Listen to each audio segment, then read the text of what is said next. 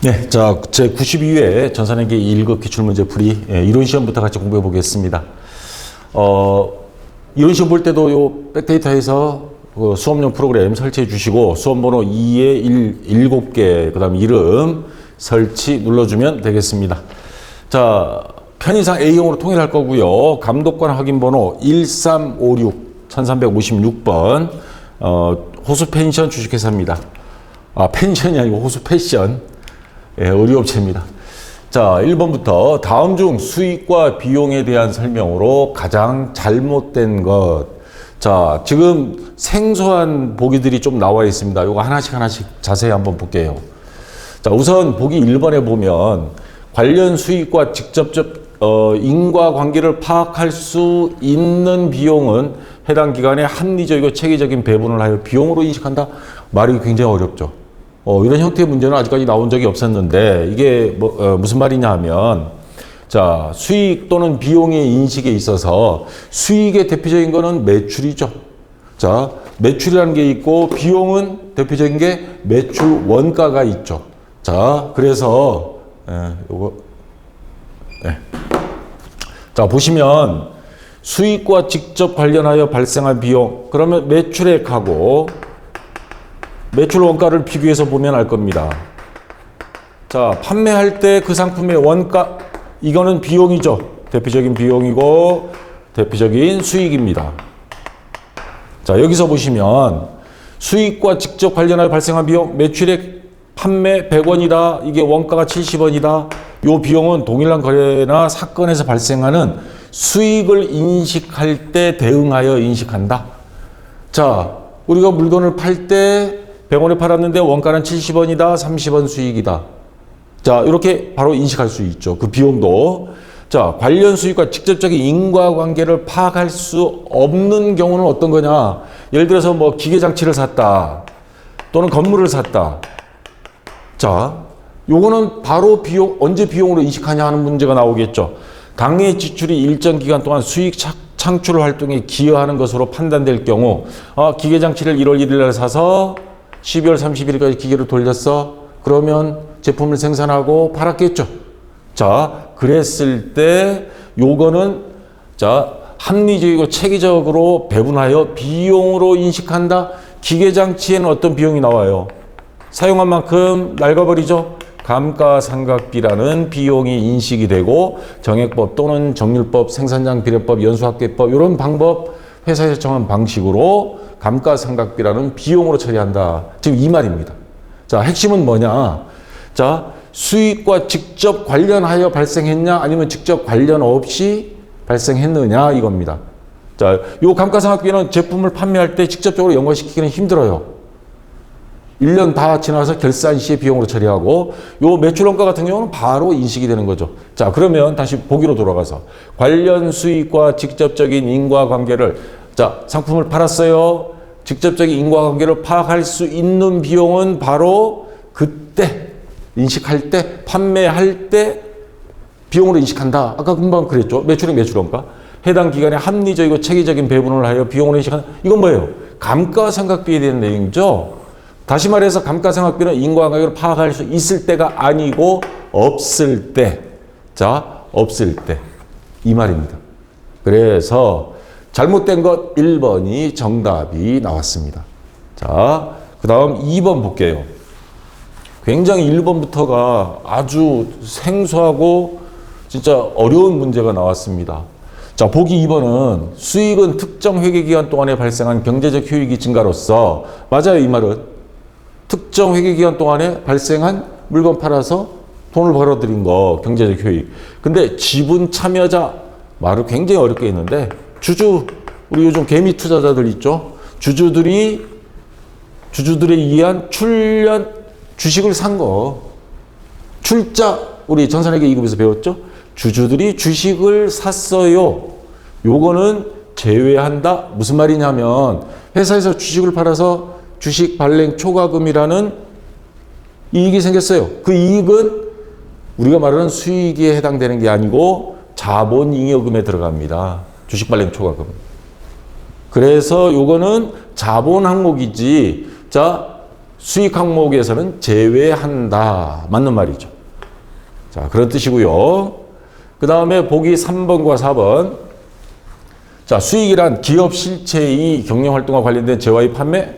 정확히 맞는 말이죠. 물건을 팔아서 수익을 얻죠. 또는 용역이 제공. 호텔 같은 데 방을 빌려주고 또는 설계사무소에서는 설계해주고 제공에 의한 대가로 발생하는 자산이 돈이 들어오거나 또는 부채의 감소, 자산 수증이 있죠. 채무 면제이익. 자산 수증 말고 채무 면제이익. 우리가 성실히 잘 갚았어요. 그랬더니 이번에 탕감해 주겠다. 그러면 그랬을 때 수익이 생기는 겁니다. 자, 그 다음에 수익은 자산이 증가나 부채의 감소와 증가나 부채의 감소 이 말이죠. 관련한 미래의 경제적 효율이 돈 들어오는 거 증가하고 이를 신뢰성 있게 측정할 수 있을 때 화폐 단위로 장부에 기록할 수 있을 때 인식한다. 맞는 말입니다. 그래서 1, 2, 3, 4번 중에서 틀린 것, 잘못된 거는 1번이 요거 때문입니다. 요거 때문에 1번이 정답이 되겠습니다.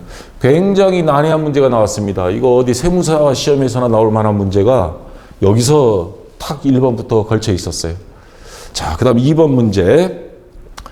자, 단기 시세 차익을 목적으로 상장된 주식회사 세무의 주식을 2019년도에 취득하여 아래와 같이 보유하고 있는 주식회사에게 2020년도 손익계산상 인식할 영업의 수익 및 영업의 비용은 각각 얼마인가? 요걸 구하라 하는 문제입니다.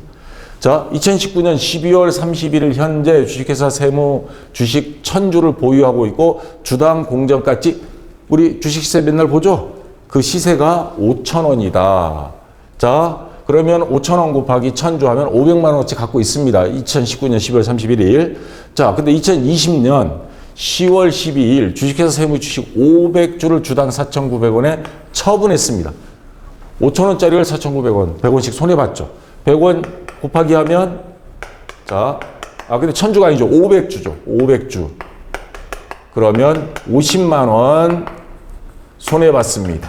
100원씩 손해보고 팔았으니까. 그러면 단기 매매 증권 처분 손실 50만 원. 자, 영업의 비용 50만 원. 이제 3번하고 4번 둘 중에 하나고요. 그다음 밑에 2020년 12월 31일 자, 결산일입니다. 현재 주식회사 세무 주식 500주를 보유하고 있고 자, 주식 시세는 증권거래소 가격은 5,100원이다. 나머지는 그래도 100원씩 올랐어요. 그러면 100원 곱하기 나머지 500주 하면 이거는 50만 원 올랐죠. 자, 요거는 단기 매매 증권 평가 이익 영업의 수익이 됩니다. 그래서 정답은 4번 각각 팔면서 5만 원 손해봤고 50만 원이 아닌가요? 이거 5만 원이네. 제가 동그라미 하나 잘 붙였습니다. 5만 원입니다. 자, 요것도 5만 원이고요. 저는 더하기 빼기 잘 못합니다. 그거는 믿지 마시고. 자, 그래서 각각 5만 원씩 자, 손실 보고 팔았고 평가 이익 5만 원 해서 4번이 정답이 되겠습니다. 자, 됐고요. 그 다음에 3번 문제. 자, 다음 중 재고자산으로 분류되는 경우는 재고자산은 뭐예요? 그 회사가 어떤 업종이냐에 따라서 팔다가 남은 거. 자, 제조업을 운영하는 회사가 공장 이전 목적으로 보유 중인 토지, 이거는 유형 자산이죠. 판매 목적이 아니죠. 그래서 아니고요. 도매업을 운영하는 회사가 판매 목적으로 보유한 판매 목적의 상품, 이게 재고자산입니다. 자, 2번이 정답은 나왔습니다. 부동산 매매업을 운영하는 회사가 장기 시세 차익을 목적으로 보유하는 유가증권, 부동산 매매업은 토지 같은 게 건물 이런 게 상품인데 여기서는 뭐예요? 상품이 아니죠. 유가증권이니까 아까 앞에서 풀었던 만기보유증권, 매도가능증권 이걸 이야기하는 겁니다. 그래서 이것도 아니고 이거는 투자자산에 해당이 됩니다. 서비스업을 운영하는 회사가 사옥 이전 목적으로 보유 중인 건물, 이거는 유형자산이 되겠죠. 자, 그래서 정답은 2번. 자, 2번이 정답이 되겠습니다. 자, 그 다음 4번 문제.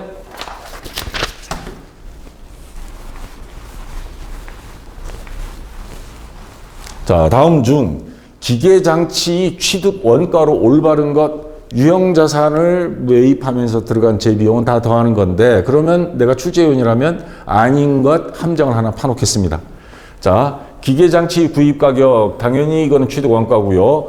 구입 시 운송 비용, 요거 더해줘야죠. 자, 더해주고요. 기계장치 설치라든가 시운전, 기계를 판매하는 업체에서 와서 이상 없이 돌아가는지 시험 가동을 해봐야죠. 거기에 들어간 비용 50만 원, 요거 또 더해줘야죠. 자, 기계장치 사용을 위한 직원 교육비, 이거는 설치가 끝나고 시운전 끝나고 나서 직원들한테 새로운 기계장치에 대해서 교육을 시키는 거기 때문에 구입 시 범위를 벗어나 버린 겁니다. 그 다음 요거 1년 있다가 또 새로운 직원이 들어오면 또 교육시켜야 되는데, 그래서 얘는 해당이 없습니다. 그래서 요거 3개 더하면 자 5,250만 원이 되겠죠? 예, 3번이 정답이 되겠습니다. 자, 요거 함정에 빠지지 않도록 조심하시고요. 자, 그 다음 5번 문제입니다. 1번 문제를 빼고 나머지는 뭐 그렇게 복잡한 문제는 없습니다. 다음 중 일반 기업회계 기준에 따른 재무제표에 해당하지 않는 것, 재무제표 5가지, 재무상태표 맞고요, 손익계산서 맞고, 주석 맞습니다. 자, 재무상태표 손익계산서에 없는 별도로 기재해야 될 사항, 뭐 은행에 담보물을 제공했다든가. 자, 그 외에 또 뭐가 있냐면 주식과 관련된 주식, 요즘 뭐 삼성전자 상속 문제로 막 하죠. 자본 변동표. 3억 이상 뭐 대주주 하느냐 마느냐 막 난리가 났죠. 3억 대주주가 되면요, 자기 보유 주식 변동 현황을 반드시 보고해야 됩니다. 이런 표로서. 그 다음 또 하나 있습니다.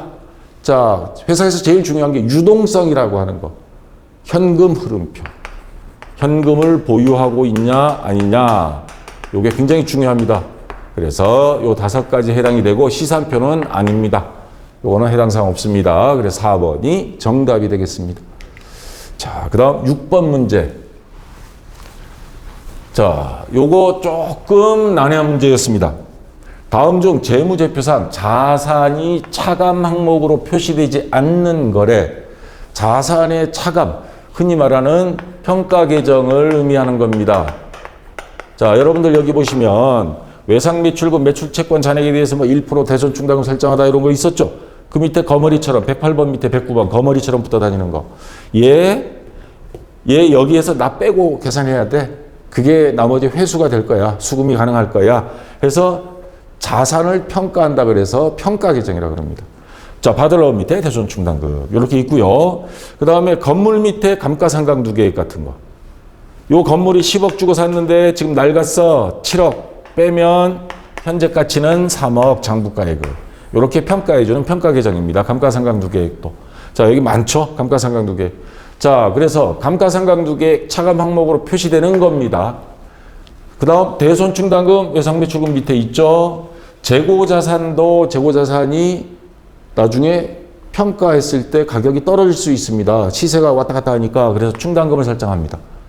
그래서 뭐 요즘 현대자동차에서 수선충당금 식으로 해서 하자 보수충당금에서 뭐 1조 원을 설정하는 뉴스도 나왔죠. 이러한 것들은 부채의 성격을 띄었다 그래서 부채성 뭐 충당금 이런 말도 하지만 부채의 성격일 뿐이지 부채는 아닙니다. 다시 말해서 자산의 순수한 현재 장부가액을 평가하기 위한 평가 계정으로서 차감 항목으로 자산의 차감 항목 개정 과목들이고, 요 퇴직급여 충당 부채는 직원들이 뭐 한꺼번에 다 나갈 수도 있어요. 직원들이 언제 퇴직할지 모르니까 뭐 10년 이상 근무한 직원도 있고, 그 직원 갑자기 나온다 그러면 퇴직금 줘야 될 거 아니에요. 그래서 퇴직급여 충당 부채를 만들어 놓고 이 돈은 회사 안에 있어요. 물론 지금은 뭐 DB형, DC형, 기회형이니 뭐 하지만 옛날에는 뭐 따로 회사의 별도 통장으로 보관해 놨습니다. 그래서 요거는 우리 통장에 있지만 요거는 빚이다. 직원 퇴직할 때 줘야 될 돈, 비유동 부채입니다. 그래서 자산의 차감 항목이 아니고 얘는 부채입니다. 그래서 1번이 정답이 되겠고요. 이거는 다 평가 계정 차감 항목이고, 자, 여기 보시면 혹시 불안하면 퇴직급여 충당 부채 검색을 해보세요. 계정 과목 및 적용 등록 메뉴 항상 이런 시험 볼 때 켜놓으라고 했습니다. 그 상태에서 찾기 컨트롤 F 눌러서 자, 찾기 메뉴에서 검색을 했더니 퇴직급여 충당 부채는 비유동 부채 항목에 들어가 있습니다. 그래서 요거는 부채다. 그래서 6번에 1번이 정답이 되겠습니다. 자, 그 다음 7번 문제.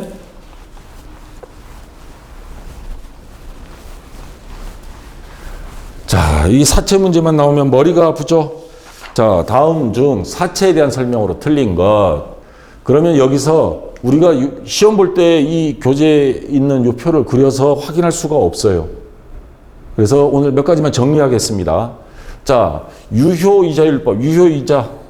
요것만 설명하게 되면 요것만 1시간 해야 돼요. 그래서 앞에 이해가 안 되시는 분들은 이론 강의 요거 보고 오시고, 그래서 제가 표를 만든 겁니다. 유효이자는, 자, 액면이자, 표시이자, 액면이자는 액면에 그 사채 증서에 적혀 있는 뭐 연 10%다. 요게 사채가 100만 원어치 발행을 한 건데 10%, 연 10% 이자 주겠다 하면 요게 액면이자고, 유효이자는 사람들이 그러면 사채를 안 사가니까 조금 더 줄게, 2% 더. 12%, 실질적으로는 2% 더 주는 겁니다. 그래서 12%로 했을 때 114,236원, 그 다음에는 115,000, 그 다음 117,000원. 어떻게? 이자가. 사채 이자는 매년 감소가 아니죠. 매년 어떻게? 자, 이게 2014, 15, 16. 매년 시간이 지날수록 점점 금액은 증가한다. 자, 정답은 나왔습니다. 자, 감소가 아니고 증가한다. 1번이 정답은 나왔고, 그 다음에 사채 할인 발행 차금 상각이라든가 사채 할증 발행 차금 상각 같은 경우는 요것도, 자, 할인 발행 차금 상각. 첫 해 2014년도에 14,236원, 그 다음 15,000, 17,000, 얘도 매년 증가해요. 그러면 유효이자율법 적용 시 할인 발행인 경우에 사채 이자도 매년 증가, 할증 발행 차금 상각액도 매년 증가, 그 다음에 사채 할증 발행도 증가, 할인 발행도 증가. 다 증가합니다. 자, 장부 금액은 요것도 95만 1,000원, 96만, 98만, 요것도 매년 증가하고, 표시이자, 액면이자만 일정하고, 이런 식으로 여러분들 머릿속에 정리를 해 주시기 바랍니다. 안 그러면, 자, 그래서 증가한다는데 감소한다 했으니까 정답은 나왔고, 사채 할증 발행 차금은 당해 사채 액면가액에서 부과하는 형식으로 기재한다. 굉장히 어렵게 지금 요걸 집어넣었는데, 사채 할인 발행 말고 할증은 100만 원짜리를 나중에 110만 원 주는 걸로 이렇게 했을 때 추가로 주는 부분은 액면가액에서 추가로 우리가 더 부담해서 주는 걸로 해서 부과하는 형식으로 기재한다. 맞는 말이고요. 그 다음에 아까 할증 발행 차금 상각, 할인 발행 차금 상각 전부 다 매년 증가한다. 요 정도만 해서 정답을 찾는 게 아마 효율적이고 시험 볼 때 시간 내에 할 수 있을 것 같습니다. 그래서 1번이 요게 틀린 것 정답이 나왔습니다. 자, 됐고요. 자, 그 다음 8번 문제. 1기 회계년도 1월 1일부터 12월 30일 중 10월 1일에 내용연수 5년 잔존가치 100만 원 기계장치를 500만 원에 매입하였으며 기계장치 취득 부대 비용으로 50만 원을 지출하였다. 동기계는 원가 모형을 적용하고 정액법으로 계산한다. 자, 그러면 정액법 공식으로 갑시다. 자, 내용연수분해. 내용연수가 몇 년이에요? 5년. 그 다음 취득가액 500만 원에 조심해야 될 게 하나 있죠. 취득하면서 추가 부대 비용이 50만 원. 얘는 어떻게? 더해줘야죠. 운반비라든가 설치비, 시운전비 다 더하면, 자, 취득원가 550만 원. 마이너스 뭐예요? 잔존가액 뭐라고 되어 있습니까? 잔존가치 100만 원 빼면, 그러면 450만 원 나누기 5. 그러면 얼마가 나와요? 자, 요거 나누기 하면, 5 하면 금액 나오겠죠? 자, 여기다가 또 하나 조심해야 될 거. 10월 1일 날 샀습니다. 10월 1일 날. 자, 우선 요거부터 계산해 볼까요? 450만 원 나누기 5는 90만 원입니다. 1년치가 90만 원인데 아까 조심하라고 한 게 뭐냐면 10월 1일 날 매입했다 그랬습니다.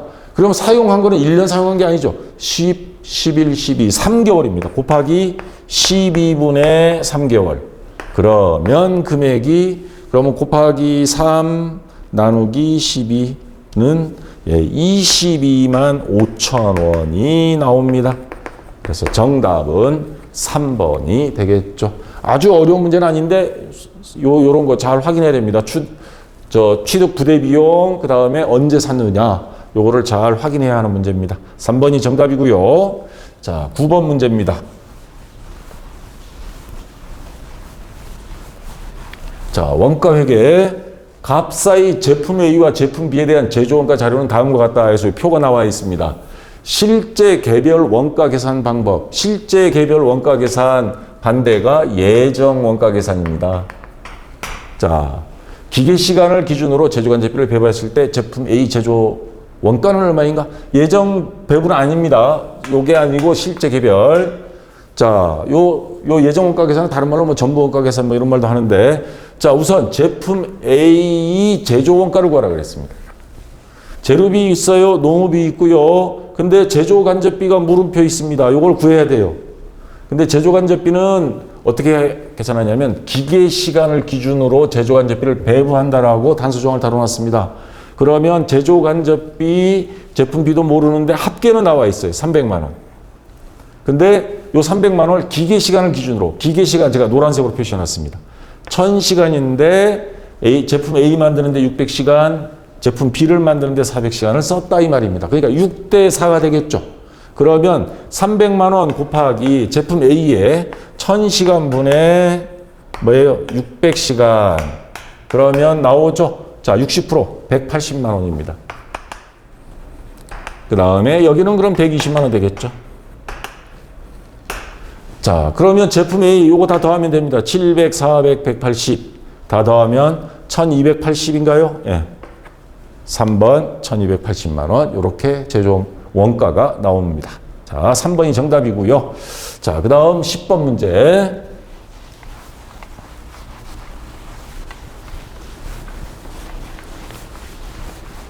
자, 다음 중 원가의 행태에 따른 분류에 해당하지 않는 것.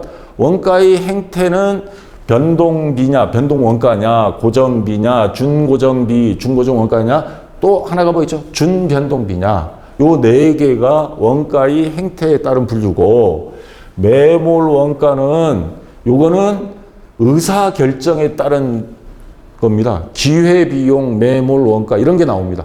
우리 교재에 보면 제가 요 그림 있죠? 대학 등록금을 다 내고 졸업장을 받았는데 학자금 대출 받았어. 근데 아직 취업은 안 돼. 자, 이 졸업장 다시 물러주세요 할 수도 없고, 그러면 이미 들어간 것, 학자금 대출 받아서 낸 수업료 4년치, 요게 바로 매몰 원가. 다시 말해서 회계에서는 이미 들어간 작년에 산 기계, 작년에 산 건물, 요거는 원래 고려사항이 아니죠. 자, 그런 경우를 매몰 원가, 이미 지나가 버리고 투자가 이미 끝나고 현재는 의사결정할 수 있는 항목이 없다. 의사결정에 고려할 필요가 없다. 해서 4번이 정답이 되겠습니다. 자, 그 다음 11번 문제. 자, 다음은 주식회사 동영은 올해 초 사업을 개시하였다. 올해 초의 시작입니다. 다음이 자료에 의해 당기 매출 원가를 구하시오. 해서 자료에 보면 자, 함정을 여기 파놨습니다. 기본 원가 50만 원. 기본 원가라는 게 뭐예요? 우리가 원가를 분류할 때 기본 원가 하면 재료비와 플러스 노무비. 요즘 자영업자들 힘든데 자영업자들 가장 많이 들어가는 게 재료비가 너무 올라버리고, 그 다음에 뭐예요? 인건비는 많이 나가고 최저임금이 올랐으니까. 거기다가 뭐 임대료 같은 건 그건 경비에 해당이 되고. 자, 요 두 가지 가장 많이 들어가는 원가를 기본 원가 그럽니다. 그래서 재료비와 농업비 합친 금액이 50만 원이다 이런 뜻이고요.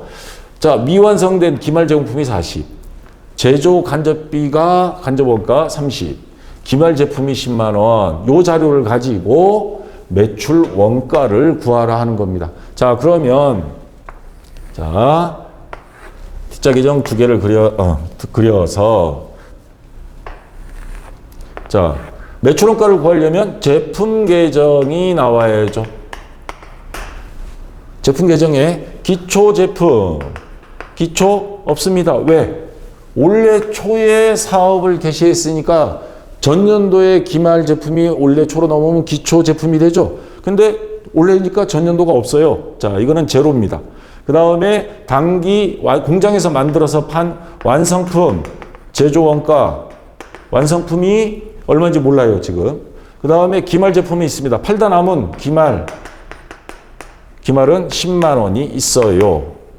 그러면 자, 요 합계액 빼서 요걸 빼면 요 나머지는 팔린 제품 매출 원가가 되겠죠.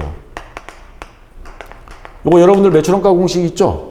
기초 상품 재고액, 물론 여긴 제품이지만 우리 2급에서 배울 때 기초 상품 재고액 플러스 단기 매입액. 여기는 매입이 아니고 직접 공장에서 만들어서 파는 겁니다. 마이너스 기말 상품 재고액은 매출 원가. 그 공식입니다. 자, 그러면 요거를 구해야 돼요. 원래 우리가 공장에서 얼마치를 만들었냐? 요게 제공품 계정에서 계산하죠. 제공품은 기초 제공품. 기초 제공품 원래 초에 있으니까 기초 제공품 없어요. 그 다음 들어가는 게 뭐예요? 재료비, 노무비, 경비, 제조간접비 요렇게 들어가죠. 자, 근데 기본 원가, 재료비 플러스 노무비 합친 거 요게 50만 원이라 그랬습니다. 그럼 요거 적어주고요. 경비는 없어요. 경비 단서조항 없어요. 그럼 요거 없고 제조간접비 30만 원 있습니다. 그러면 자, 총 차변 80만 원이고요. 요 밑에 안 잘렸나 모르겠다. 자, 그 다음 기말 제공품 40만 원 있습니다. 기말 40만 원 있어요. 그러면 합계액은 차변 대변이 같으니까 40만 원 빼면 나머지가 40만 원입니다. 자, 요거는 뭐예요? 완성품 제조원가죠. 완성품. 단기 제품 제조원가. 자, 요 40만 원이 요쪽으로 옵니다. 40만 원. 그러면 합계액 40만 원 일치가 되죠. 40만 원. 자, 요거 10만 원 빼면 매출원가는 30만 원이 나오게 되는 겁니다. 자, 요 문제 쉬운 문제는 아니에요. 왜냐하면 여기서부터 탁 막혀버리니까. 기본 원가가 뭐야? 그 다음 또 원래 초에 사업을 개시했다고 그랬으니까 기초 제공품과 기초 제품은 제로. 그거를 전제로 해서 문제를 풀고 계산해야 되기 때문에 조금은 난이도가 좀 있는 문제입니다. 자, 요거는 정답은 30만 원. 그래서 2번이 정답이 되겠습니다. 자, 아시겠죠? 자, 그 다음 12번 문제.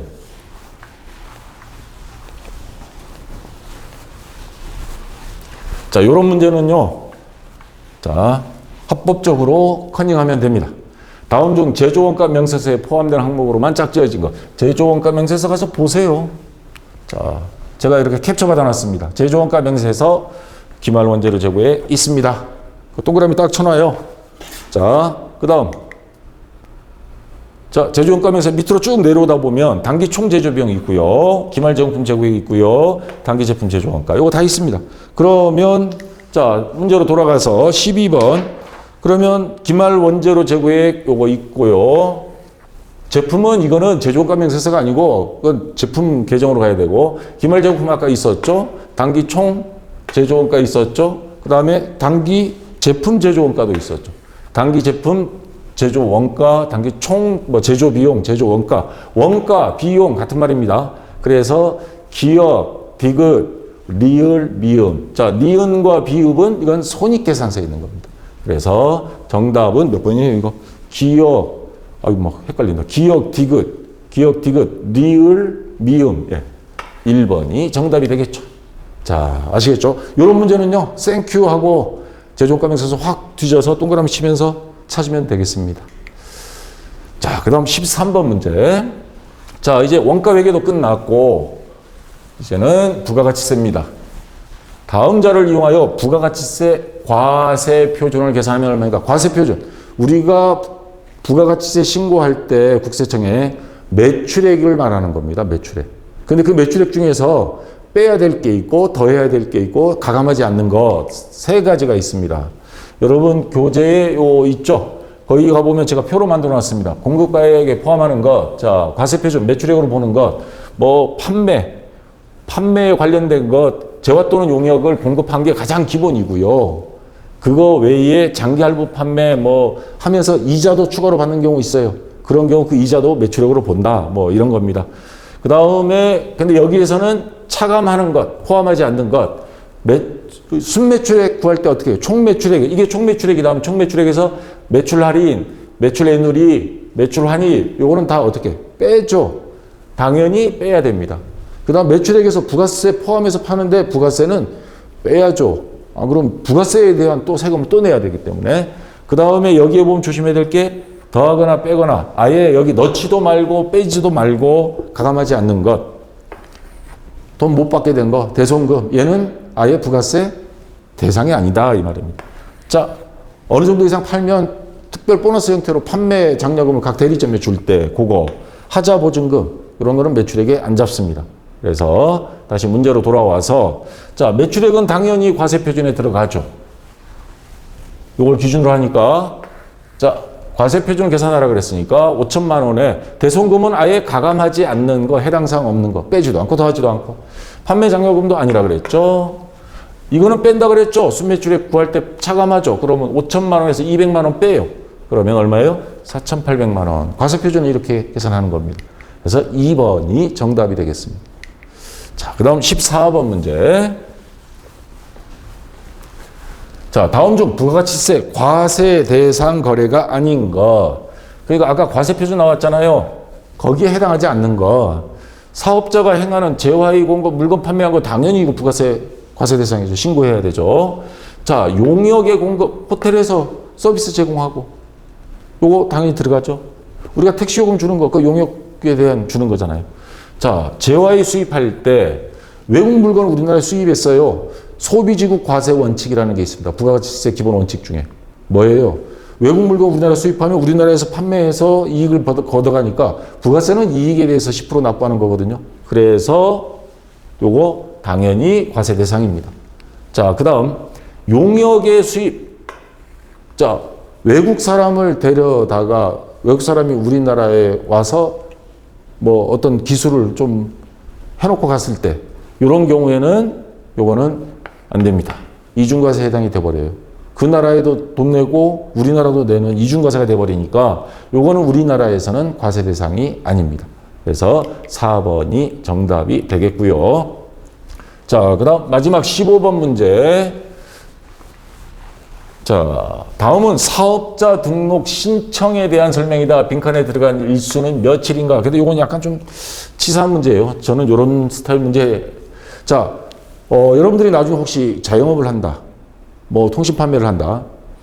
그러면 식당을 차린다고 했을 때 식당 차리기 전에 그러니까 개업일 이전에 인테리어 하게 되고 냉난방기 드리고 뭐 주방기구 드리게 됩니다.